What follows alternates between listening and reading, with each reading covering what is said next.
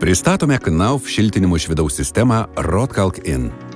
Šiltinimo iš vidaus sistema RotKalk-In užtikrina optimalią šilumos izoliaciją ir efektyvią apsaugą nuo pelėsio. Be to, sistema yra patikima ir nesudėtingai montuojama. Patalpų šiltinimą iš vidaus pradedame pagrindą išlygindami kalkiniu arba kalkių ir cemento tinku. Izoliacinės plokštės nesudėtingai pjaunamos įprastiniais rankiniais įrankiais. Visų perimetrų priklijuojame sandarinimo juostą. Ji užtikrina sandarumą nuo oro srauto ir drėgmės. Plokštės klijuojamos klijais padengiant visą jų paviršių. Labai svarbu, kad neliktų jokių tuščių ertmių. Ant paruošto pagrindo klijuojame plokštes, perstumdami jas ne mažiau kaip 20 cm. Kampuose plokštės klojamos kryžminiu būdu. Svarbu, kad angų kampuose nebūtų įrengiamos plokščių siūlės.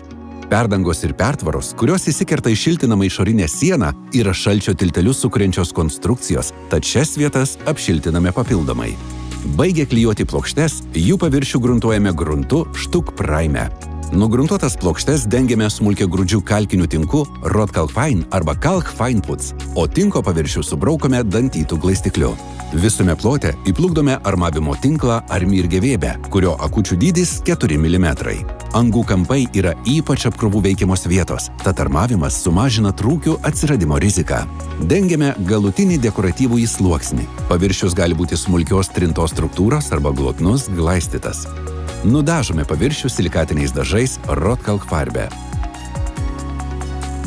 Naudojant RotKalk-In sistemą, užtikrinama stabili patalpų šilumos izoliacija, išvengiama grybelio atsiradimo ir drėgmės sankaupų. Ir svarbiausia, sukuriamas malonus ir sveikas patalpų klimatas.